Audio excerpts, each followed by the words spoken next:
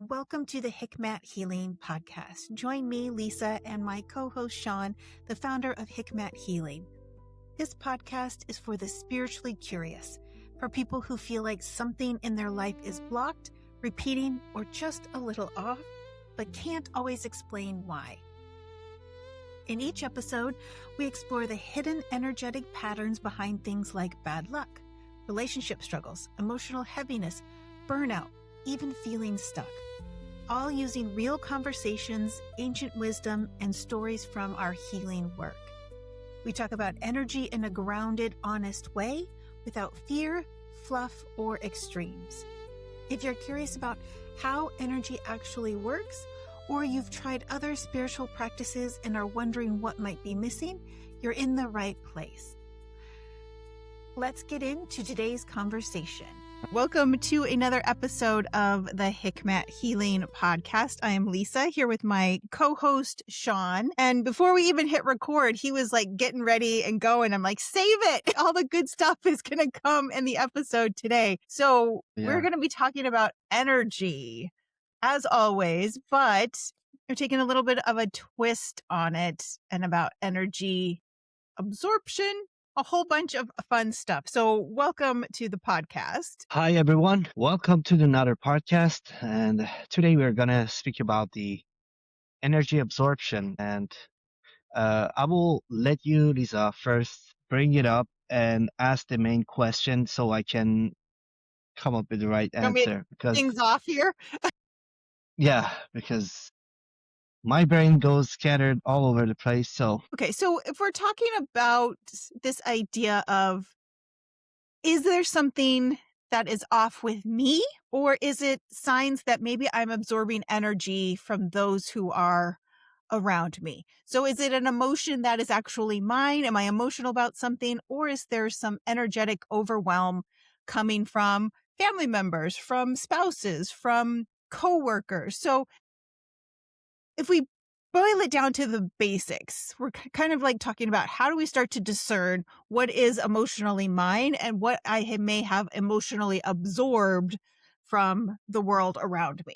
Does that make sense? Exactly. Okay. So help us break it down to kind of explain maybe this difference between, is it just me, my emotion, or how do I differentiate if it's coming from somebody else? If you can help us with that. So when we speak about energy absorption, I want to frame it a little bit carefully. I would say from the Hikmat healing point of view, we are not talking about something mystical or frightening. We are talking about awareness. Every human being has a nervous system, and every nervous system responds to environments differently. Some of us simply respond more deeply. Okay. So in Hikmat healing, we see sensitivity as a form of intelligence. Okay. The issue is not you feel deeply. Okay. Is whether you know how to stay centered while feeling. Okay. There is difference between the empathy and absorption. Simply, if I want to explain it, empathy says, I understand what you're feeling. But absorption says, I'm now carrying what you're feeling. So these are two different contexts. Most of the time, I would say empathy keeps your center intact, okay? But absorption blurs your center. So these two, whatever we carry is going to be actually affect us on a different spot. I would say that blurring usually begins with the nervous system, not spiritually. Many sensitive people are growing up learning to scan the room when they enter, because that was the way of their survival. For example, when you were as a kid, you were feeling lonely and you were not taken care the right way. So when you enter the room, you got to know if today your dad is angry, so you're not going to go around him. Or if your mom is angry, you're not going to go around her and stuff like that. So that type of context, these type of people, they modify it this way to themselves, as a way of survival. For example, who's upset? Who's unsafe? What mood do I need to adjust to? Okay. And the pattern becomes automatic in over years, because the environment that we grow up, will affect us. And after a while, you don't even notice that becomes some part of your character. And when you walk in a space and suddenly feel heavy, anxious, or drained, it's not because you are weak, it's because your system is highly responsive. And in Hikmat healing, we don't teach people to shut down their feelings. Okay. We teach them to anchor. Energy boundaries are not about pushing people away. They are about strengthening your internal position. You can care without caring. You can support without absorbing. You can feel without merging. So I think this is the empowering shift. Okay. Instead of asking why I am sensitive, ask how I can strengthen my center. Um, I think that's the Okay, so best. Go ahead. I'm going to stop, gonna butt in here. So if you're asking that question, you know, how do I care without over caring, right? What are some ways maybe that you can get into this place of like strengthening that boundary? Because like you said, the boundary is not necessarily to push people away. It's about protecting you and that center that you're trying so hard to keep grounded and all of that. And so if you're in this space, how do we start to, what would be like, me back up. What would be like your first step if you're like, okay, I want to protect this grounding and this centering I have, but I feel like I'm getting bombarded? What would be your first suggestion for people to start to build that healthy boundary so that you absorb what's meant for you, but you bounce away what isn't meant for you? Okay, a good question. So, how can I strengthen my center? So it's very simple. Maybe this answer is going to be very short. When I say, because when your center is strong, you notice energy, but you don't internalize it. I would say, uh, you feel emotions, but you don't turn it, like, you don't drown it in. I would say, trying to find the right words. Gosh, you remain open, but you stay grounded. Okay, so I would say sensitivity becomes wisdom instead of overwhelm. From a Hikmat healing point of view, the goal is not protection from the world. It is alignment within yourself. So when you are aligned, you don't need to block energy. You naturally filter it. You naturally filter it. And that is the strength. That is the clarity. That is balance. I think that is the best answer that I can give you in this context.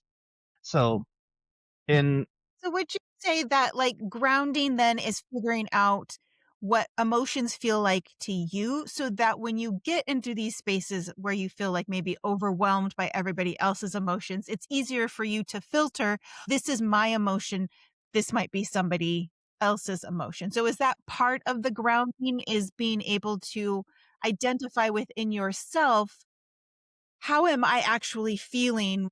What does it feel like in my body? Because we've talked about this in a couple of episodes about knowing where it feels for you. And so is that clarity going to be what helps you better discern what is something that maybe you don't need to take on? that's uh that's a good question. You asked really challenging questions. You know that, right? Got to keep you on your toes here. So let's say how energy absorption feels. Okay, when you enter the room, what emotionally you will feel. I would say sudden anxiety without context, irritability that isn't yours, feeling responsible for fixing others, emotional heaviness after listening. So Okay. I think these four are the major energy absorption feels like. We want to know the responses that our body kind of gives us usually is like, tight chest, I would say solar flex tension, brain fog, sudden fatigue, headaches, restlessness, feeling overstimulated. This is not imagination. Your nervous system is responsive. That's it. But it mirrors the synchronic with surrounding signals, synchronizing signals. But here is the truth. The grounding truth is you're not fragile. You need to remind yourself. These are keywords.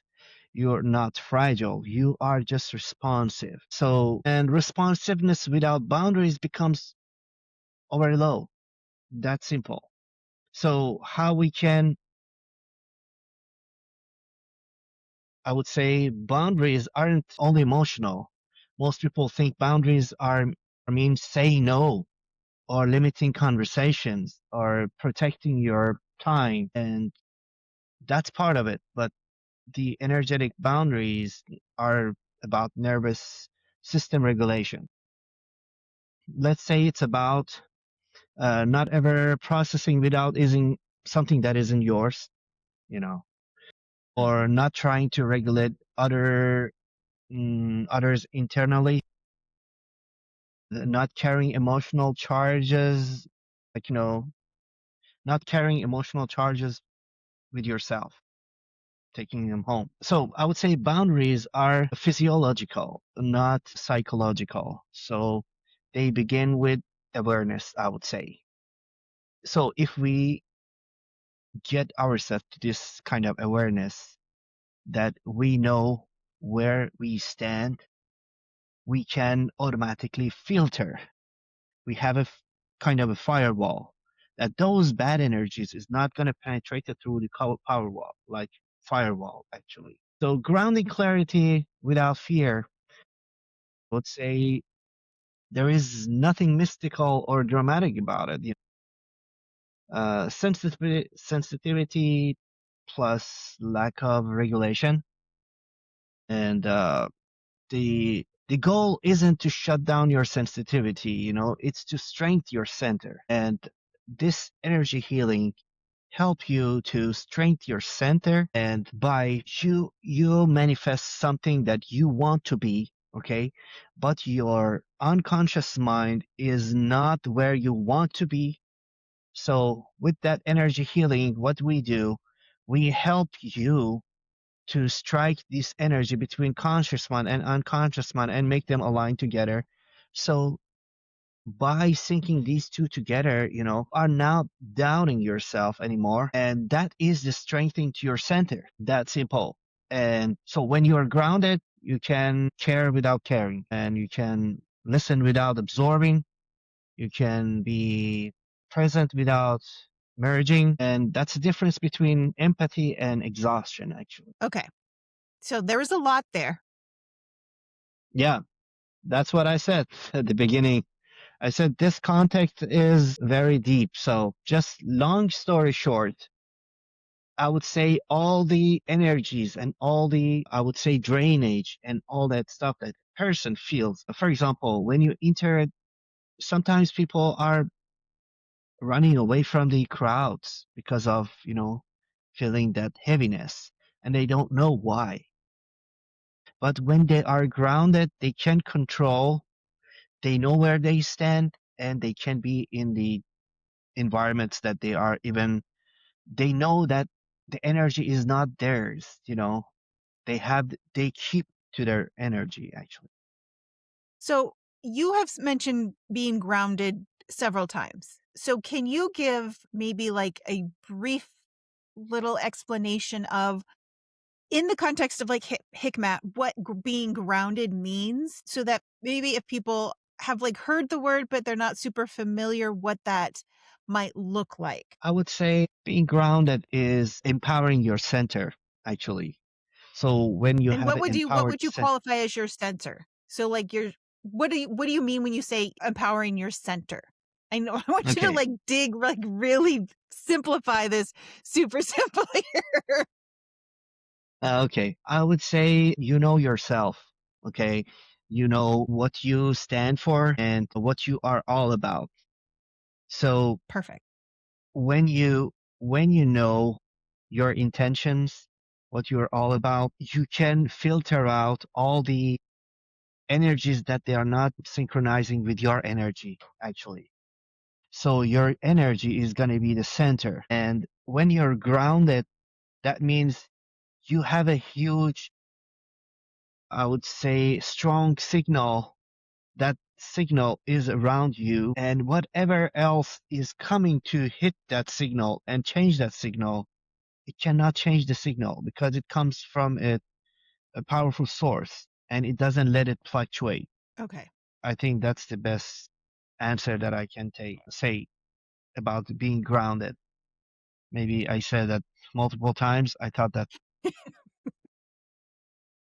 it is the best way to say that, but No, and I think it makes the most sense of we're talking about very sensitive, highly empathetic, highly sensitive people who tend to be the ones who suffer is not exactly the word, but who take this on maybe more so than other people who maybe don't feel as much as empaths or highly sensitive people do. So you had mentioned briefly that if you feel kind of these feelings when you're going into big crowds and you're going to be surrounded by people and there's going to be a lot of energy, and that maybe your first instinct is to like go the other way, to not do the big things. And I think that's a very physical boundary to have, right? Is like, okay, if I don't do well in groups, I just don't do big groups. But if somebody wanted to break through that particular discomfort of being in groups, is there like a quick way that you could give people to be like, hey, you have like a couple minutes to get grounded quick? What would be your top suggestion for people to be like, I'm heading into this situation. I need to kind of feel grounded. What would be your suggestion for them to do? I would say that's not that quick, but the person need to have a courage and have that kind of built it in over time. But if a person wants to achieve it in 24 hours or more, it can be helped. The process can be faster, but it depends of the desire of the person. How badly you want it. For example, for a while, I was going to play in some rehearsals, even for myself, and I was played in the crowd of like 100, 200 people. But when it became 1,000 people, it was just getting more nervous. But the way that I could simplify it for myself, I just said, okay, I did the smaller scale. It's just the same people that I was. Think about it. It's your family or members that they are so close to you that you're just playing some instruments for them and sing for them. That's it. But in the more crowded, it's just more people, but the techniques and everything else is the same. Like, you have all the knowledge, you have all the thing that you need to perform, so you don't need to be stressed about it.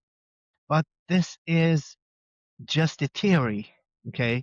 But to fight the nervous system to make it kind of regulate and act normal, it needs practice. That's simple. And I would say practice can be making it really better, really, I would say, best impact on it. But if somebody wants to have a kind of extra energy and holding his back, and uh, it's like some energy surrounds you to hold you and lift you up and keep you when you are not feeling the best, but there is an external energy is helping you. um, Egg cleansing can help that as well. Okay, I'm glad you mentioned that because that was going to be my next question. Are there parts of an egg cleansing that can help with this when we come to like this energetic overwhelm or overload or kind of finding this balance between our emotions and others' emotions? So can you talk a little to that as to how that might either, maybe it's not helping, but how does that support this journey into like this grounding and being centered with yourself? So sometimes it is not you, okay? You are carrying someone else's words that is stuck in your head. For example, imagine somebody that was rehearsing a couple times in the crowds, and the person knows that when he kind of is playing a specific note not perfectly, okay, he feels it that, oh gosh, I messed it up this point, but it's not a big deal. Let's keep on and let's move on and let's just be in the moment and just carry on. Okay. But the thing is, if somebody else words that, our words has a weight, somebody else word says to mess it up, for example, and a couple times somebody hears it, that will affect the performer. Okay. And that's where we can help, because those words, those are negative energies that stuck to someone's head, and we need to recognize those.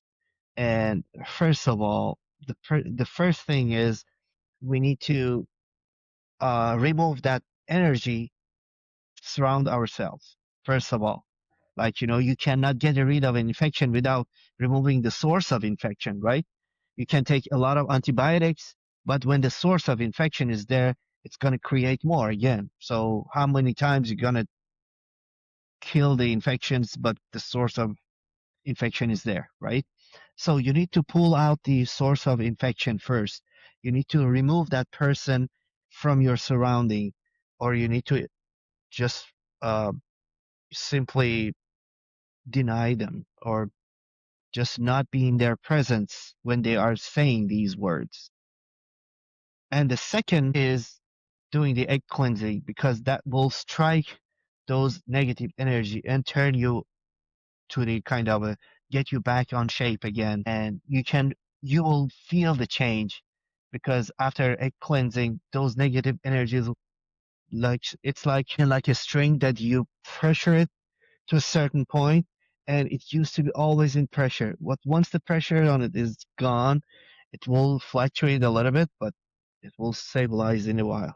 So I believe that's will be taking a little bit time after a cleansing, but that will stabilize itself and make the person really grounded and really centered, and help them to get back to their norm again. Perfect. Was there anything else that we didn't cover that we should cover? Or do you feel like, yeah, there was a lot in this one. So if, any of our listeners have further questions or want more clarification, obviously let us know, because we could dive deeper into this.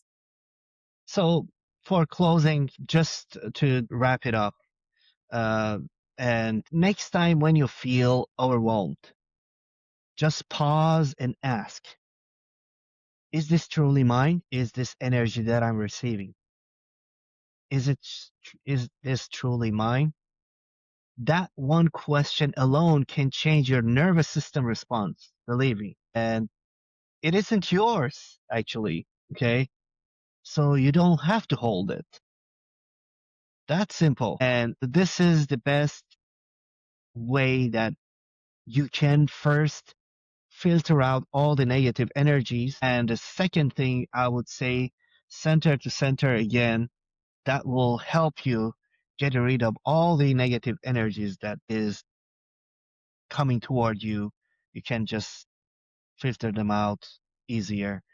And these two combined together will help you face a crowd easily. So if you do have further questions, our email will be in the episode description as well as the website. So if you're feeling like, hey, I think maybe an egg cleansing might help, we encourage you to go and schedule that. That will be also in the show notes. And then we thank everybody for taking some time with us today. We will talk to everyone next time. Thank you, everybody, and peace. Thank you so much for spending time with us on the Hikmat Healing Podcast. If this conversation resonated with you, please take a moment to like this episode, subscribe to the channel, and share it with someone who might need to hear it. This really helps more people find our work. We'd also love to hear from you. If you have a question, a topic you'd like us to explore, or something you're experiencing and want us to talk about it, you can email us at hikmathealing@gmail.com, and that information will be linked below. And if you're feeling called to go deeper, you can learn more about Hikmat Healing and our sessions at hikmathealing.com. Again, link will be in the notes. Until next time, take a breath, take care of your energy, and we'll see you soon.